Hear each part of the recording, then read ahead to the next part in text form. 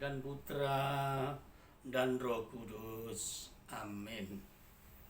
Selamat pagi, Mia terkasih. Selamat malam. Tuhan memberkati Mia seluruhnya. Izinkan dan mari bersama Mia kita membahas tentang Ekaristi yang sangat berguna bagi kita. Mia terkasih, Ekaristi dari kata Ekaristia bahasa Yunani, artinya puji syukur kepada Allah Tritunggal yang Maha Kudus, di mana di dalamnya terungkap kepercayaan kita yang total kepada Beliau dan pemujaan yang total kepada Beliau.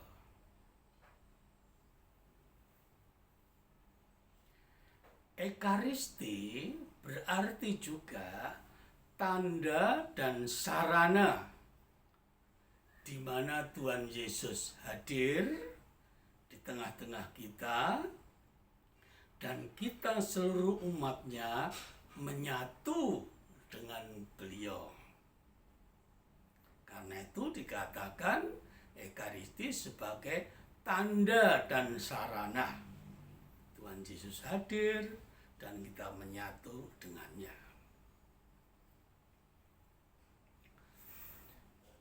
Mia terkasih, Mia akan bertanya, dari mana sumber Ekaristi ini? Ekaristi bersumber dari, pertama, kitab suci, dan yang kedua dari tradisi. Dari kitab suci, dalam Yohanes 6 ayat 56 diteruskan 57, beliau bersabda, barang siapa makan tubuhku dan minum darahku, ia tinggal di dalam aku dan aku di dalam dia. Dalam ayat 57, dan dia akan hidup oleh aku. Jadi mereka akan dihidupi oleh Tuhan Yesus selama mereka berada di bumi ini, dipimpin oleh Beliau, hidup dengan benar, baik kehidupan rohani maupun pemenuhan kebutuhan jasmani. Mari kita lihat di dalam Matius juga, Matius 26 ayat 26 sampai 28. Dalam perjamuan malam yang terakhir, Beliau bersabda, ambillah, inilah tubuhku yang aku pecah-pecahkan untukmu. Diteruskan, inilah darahku, darah perjanjian untuk pengampunan dosa-dosa banyak orang. Apa artinya, Mia terkasih? Dengan memberikan tubuhnya, dengan menumpahkan darahnya di kayu salib melalui penderitaan yang sangat luar biasa, karena kasihnya kepada kita, Beliau memberikan dirinya kepada orang yang percaya kepadanya. Beliau memberikan dirinya kepada orang yang percaya kepadanya. Mia dapat melihat di dalam Matius 26 ayat 26 sampai dengan 28. Jadi di kitab suci memang Tuhan Yesus sendiri berbicara, mengucapkan tentang hal-hal tersebut. Sekarang di dalam tradisi, di dalam Kisah Para Rasul, Kis 2 ayat 41 sampai dengan 42, jemaat perdana, orang yang percaya kepada Tuhan Yesus sebagai jemaat perdana waktu itu, mereka berkumpul dan mendengarkan pengajaran para rasul. Apa yang diajarkan oleh para rasul kepada jemaat adalah apa yang para rasul terima dari Tuhan Yesus diteruskan kepada para jemaat. Mereka berkumpul mendengarkan pengajaran para rasul. Mereka memecah-mecahkan roti seperti yang dilakukan oleh Tuhan Yesus. Dan mereka berdoa kepada Allah Tritunggal. Jadi mereka berkumpul untuk menerima pengajaran, untuk memecah-mecahkan roti dan berdoa. Tradisi itu kita lakukan sampai sekarang ini seperti apa yang disebut dengan Ekaristi. Jadi Ekaristi sumbernya jelas, Mia terkasih, dari kitab suci dan dari tradisi kita ikuti sampai sekarang ini. Mia terkasih, marilah sekarang kita masuk di dalam pelaksanaan daripada Ekaristi itu.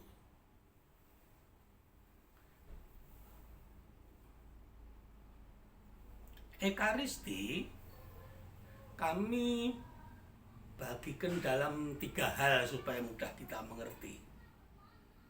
Yang satu, pembukaan. Yang kedua, liturgi sabda. Yang ketiga, doksologi. Mari kita mulai yang pembukaan. Di dalam pembukaan, imam, pastor mengajak umat untuk melakukan pertobatan, pengakuan dosa. Ini penting karena mereka hidupnya harus suci dulu sebelum mereka menyatu dengan Tuhan Yesus. Sebelum mereka menerima Hosti Kudus, mereka bersama-sama mengaku dosa, dipimpin oleh Romo, dan kemudian selesai diteruskan dengan kemuliaan. Kita masuk setelah pembukaan di dalam liturgi sabda. Di dalam liturgi sabda dibacakan 2 bacaan. Bacaan pertama dan bacaan kedua dibacakan oleh lektor yang telah dididik oleh gereja.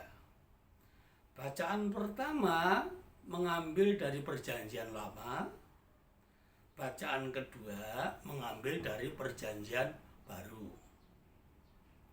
Kemudian disusul dengan bacaan Injil, kitab suci Perjanjian Baru yang dibacakan sendiri oleh imam,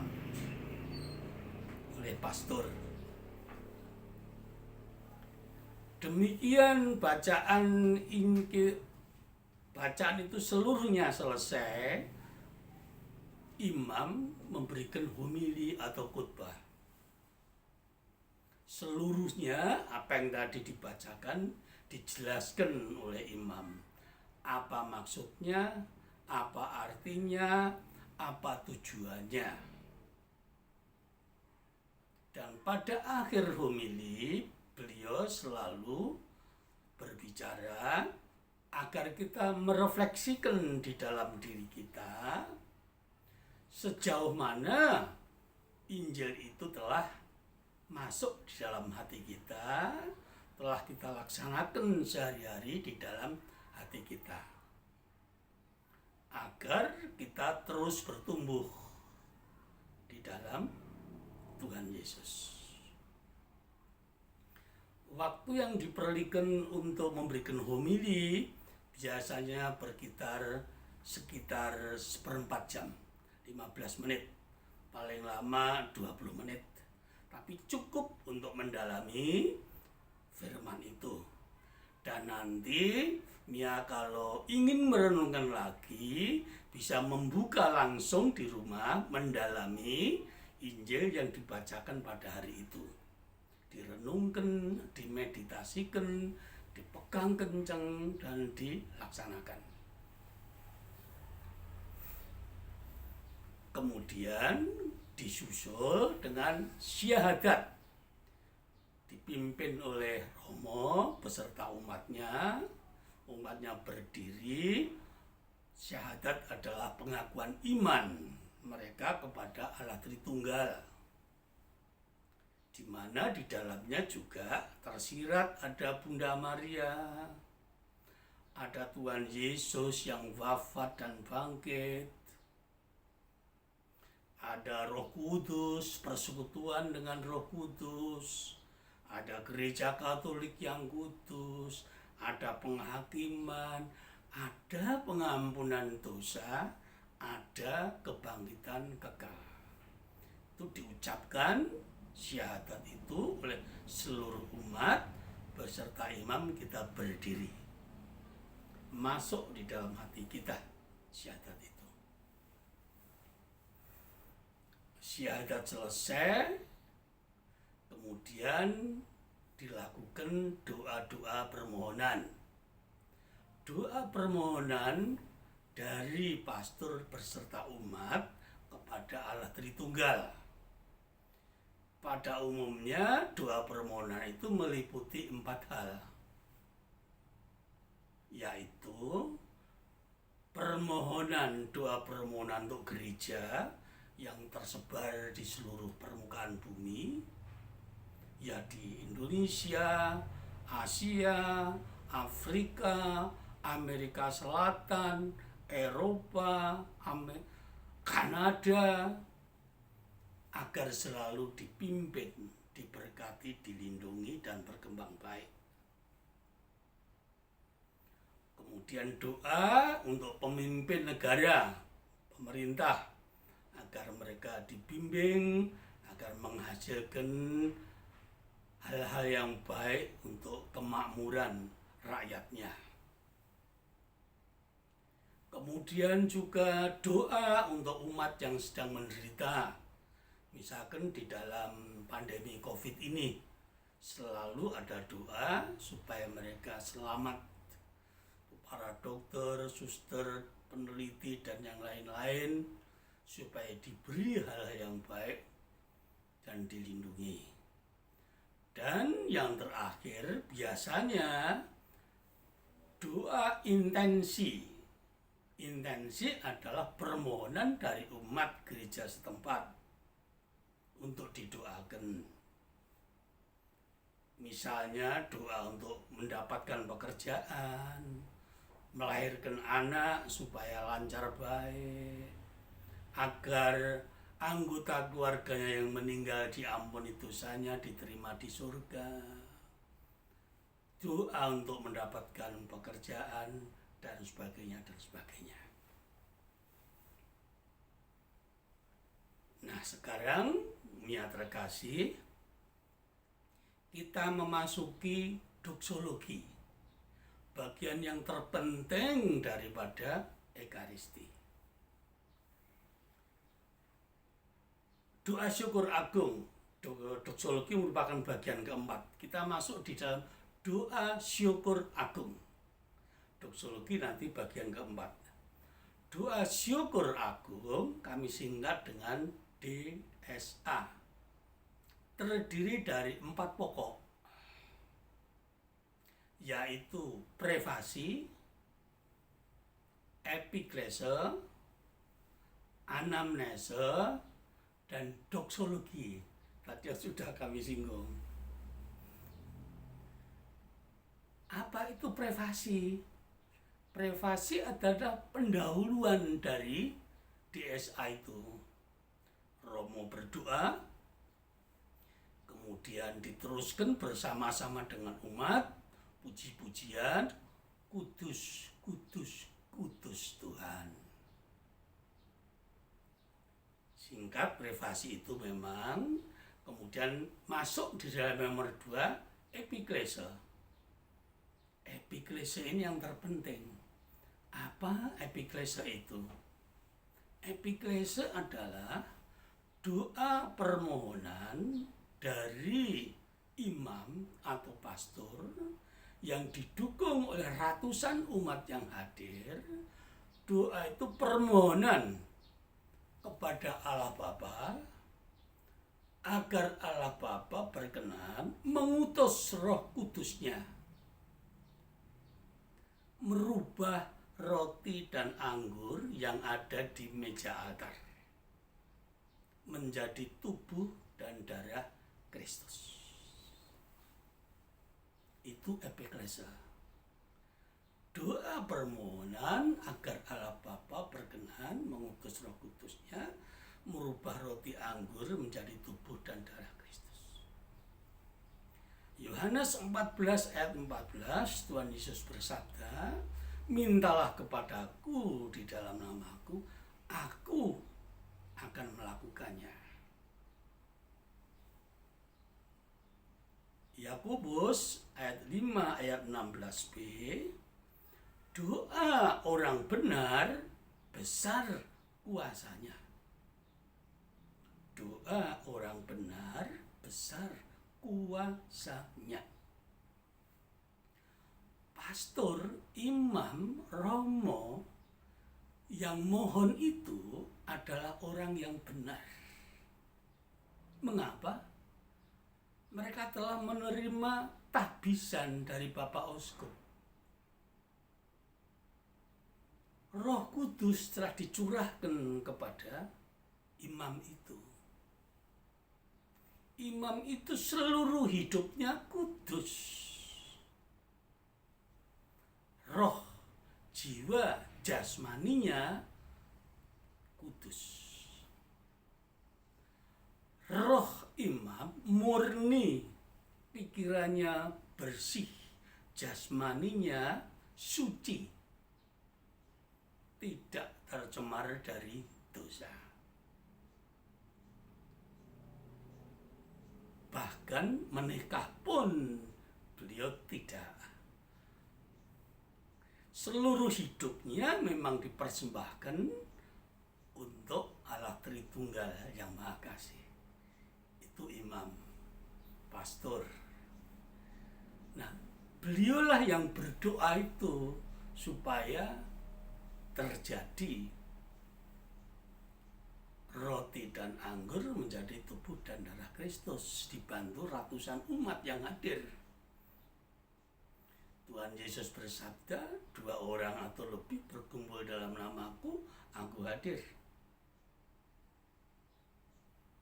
Dan Allah Bapa akan menjawab. Terjadilah apa yang disebut dengan transsubstantia. Artinya, roti dan anggur di meja altar berubah menjadi tubuh dan darah Kristus. Wujudnya tetap roti dan anggur, tetapi mata iman melihat Tuhan Yesus hadir secara mistik di dalam roti anggur itu. Dan roti anggur yang di dalamnya Tuhan Yesus itu nantilah yang akan kita santap di dalam Komuni Kudus. Kita terima di dalam Musti Kudus. Artinya kita nanti menyatu di dalam hosti kudus. Nah, sekarang setelah epiklese selesai, kita masuk di dalam yang ketiga, anamnese. Mia terkasih bertanya, apa itu anamnese? Anamnese adalah pengenangan terhadap apa yang telah dilakukan Tuhan Yesus kepada para rasul dan kepada para umatnya.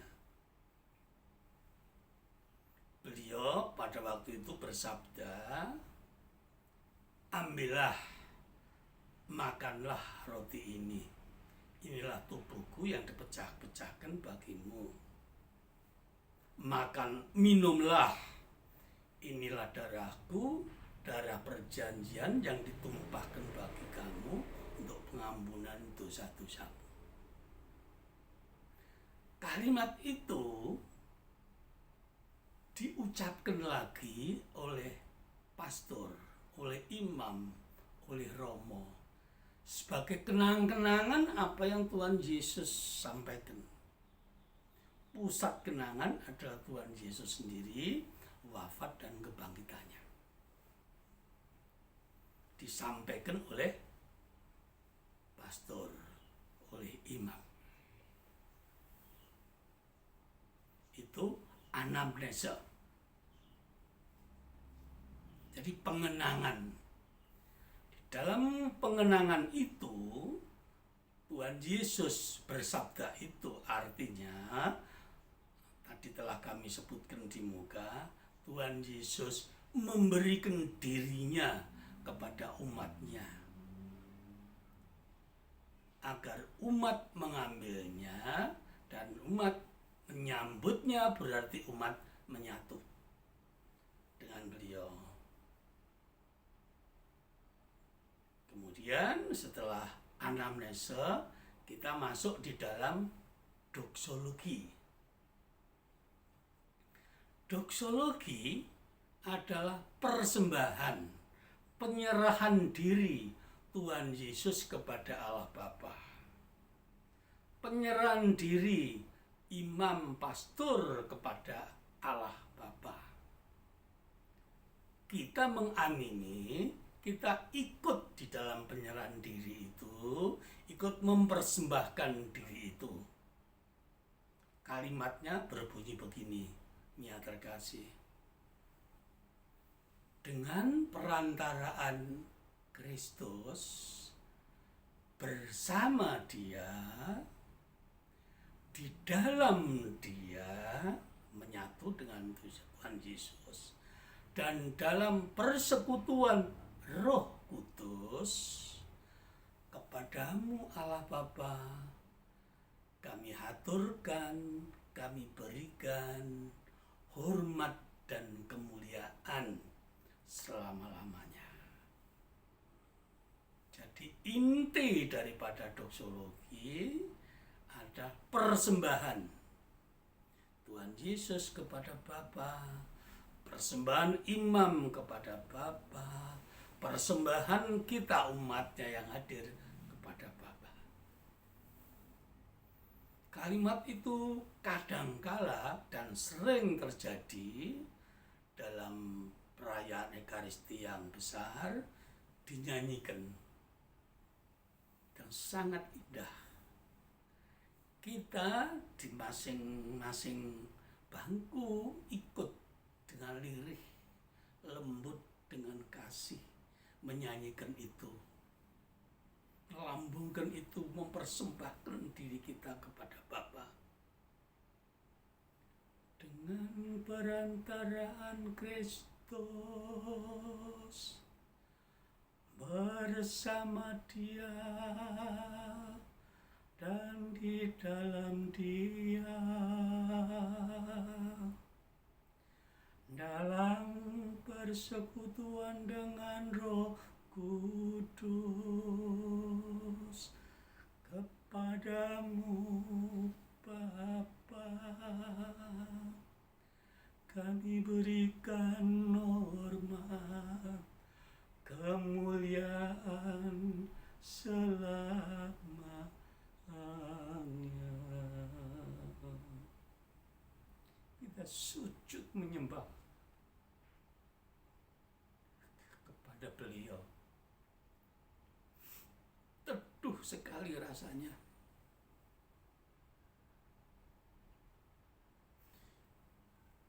Indah sekali rasanya. Seperti orang yang kehausan berjalan di terik matahari mendapat air minum yang segar. Itulah doksologi. Jadi kalau saya ringkas ulang, setelah prefasi, epiklese, permohonan, karena Bapa mengutus Roh Kudusnya merubah roti anggur menjadi tubuh dan darah Kristus, terjadi transubstantia. Di dalam anamnesa kita mengenang apa yang disampaikan oleh Tuhan Yesus, diulang oleh imam, kita mendengarkannya, kita mengamini. Di dalam doksologi kita menyatu dengan Tuhan Yesus, dengan imam, mempersembahkan diri kita, menyerahkan diri kita kepada beliau.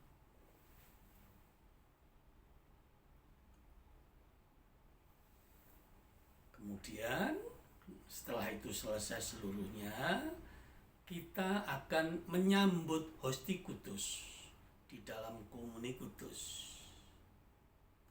Sebelumnya kita berdiri melakukan doa seperti yang diajarkan oleh Tuhan Yesus, yaitu doa Bapa kami.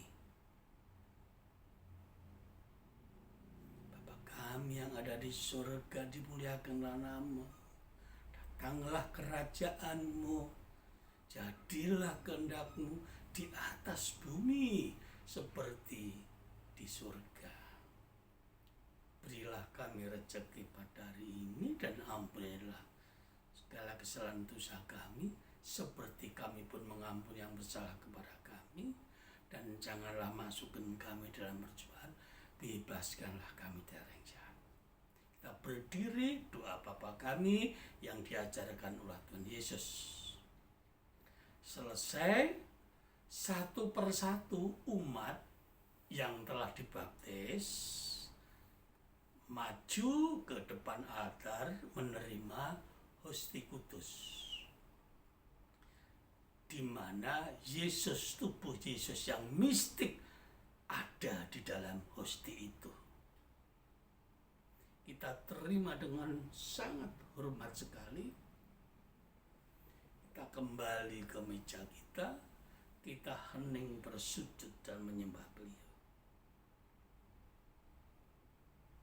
Semua umat melakukan itu, yang terkasih, sebagai ungkapan syukur yang tak terhingga kepada Tuhan Yesus.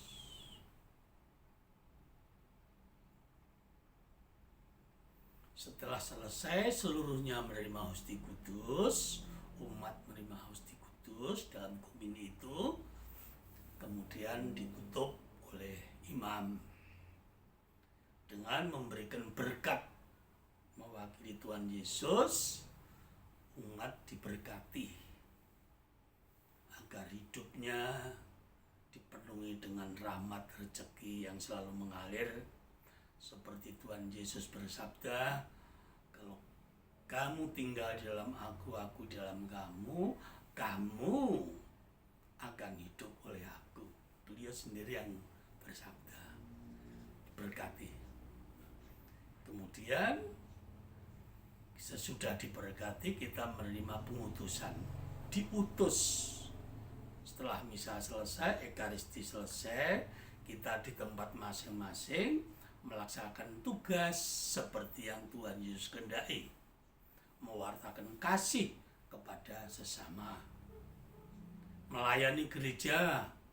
Ada yang sebagai dewan paroki, dewan harian, ada yang sebagai prodiakon, ada yang sebagai katekis, ada sebagai pamong wilayah, pamong lingkungan, ada yang sebagai lektor, semuanya melayani sebagai ungkapan kasih kepada Tuhan Yesus. Nah, Mia terkasih, sekarang Mia akan bertanya, hasilnya apa dari Ekaristi itu? Jawaban kami singkat, Mia terkasih. Kalau umat beriman mengikuti Ekaristi itu dengan khusyuk dan hidup dan menghayatinya, iman mereka akan tumbuh dewasa. Hasil yang nampak, yang kami saksikan, yang kami lihat, pada umumnya mereka bisa hidup kudus seperti Tuhan Yesus. Pribadi mereka mengalir 3 komponen utama: kebenaran, kasih, keadilan dijaga. Itu selalu mengalir dari dirinya. Sikap mereka menjadi lembut, rendah hati, tidak sombong, tersenyum, ramah kepada sekitarnya. Itu yang kami lihat. Semua yang tercantum di dalam Sabda Bahagia 5 ayat 2-11 mereka semua lakukan. Mereka hidup di dalam damai, dalam sukacita, di dalam kasih, di dalam kesucian, di dalam kebenaran, murah hati, haus akan hal yang benar. Semua mereka ada pada mereka dan mereka lakukan. Dari mulut mereka selalu meluncur setiap hari, setiap saat doa kepada Allah Tritunggal. Pujian, syukur, dan sembah selalu muncul dari dalam mulut mereka. Mereka mampu mengasihi Bapa, mampu mengasihi sesama dalam segala bentuk.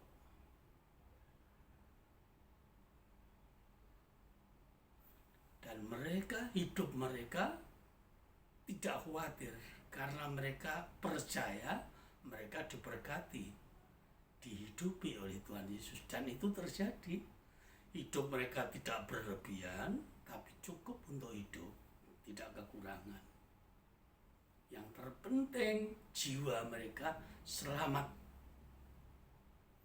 Dan pada saatnya mereka dipanggil oleh Allah Bapa yang tidak tahu kapan, mereka tidak usah khawatir. Karena mereka tahu mereka nanti akan bersama dengan Tuhan Yesus. Seperti Tuhan Yesus sendiri yang menyatakan, di mana aku berada, kamu akan berada. Yohanes 14 ayat 1-3. Itu hasil yang muncul kepada mereka kalau mereka mengikuti Ekaristi dengan benar, menghayati Ekaristi dengan benar, dan memang mereka rindu untuk mengikuti Ekaristi. Mereka yang menghayati dan rindu itu tidak cukup 1 minggu sekali. Mereka setiap hari mengikuti misa harian, mengikuti. Menjadi bagian hidup dari mereka. Dan mereka hidupnya bisa berpusat kepada Yesus sebagai pusat hidupnya. Ekaristi, mendalami kitab suci, melakukannya, mewartakannya, melayani gereja. Mia terkasih, itu yang saya lihat pada umumnya. Ada juga memang terjadi yang belum seperti itu. Biasanya pada anak-anak yang muda, biasanya yang mereka belum begitu menghayati. Tetapi saya yakin pada saatnya banyak di antara mereka juga yang sudah rohaninya sudah berkembang baik. Mereka bertumbuh di dalam Tuhan Yesus dan menghasilkan buah-buah yang baik, sukacita, damai, kebaikan, dan sebagainya. Itulah mia terkasih, Ekaristi, yang kita warisi dari tradisi yang dilakukan oleh para rasul, yang bersumber dari kitab suci, yang kita lakukan sampai sekarang ini, dan merupakan puncak daripada ibadat orang-orang yang beriman kepada Kristus. Mia terkasih, marilah bersama-sama mia kita haturkan kitung pujian kepada Allah Tritunggal, persembahan, penyerahan diri kita kepada Beliau. Mari mia terkasih, kita rengang-rengang menghaturkan persembahan ini. Diri kita, roh jiwa kita total kepada Beliau. Mohon bimbingan Roh Kudusnya di dalam hidup kita sehari-hari.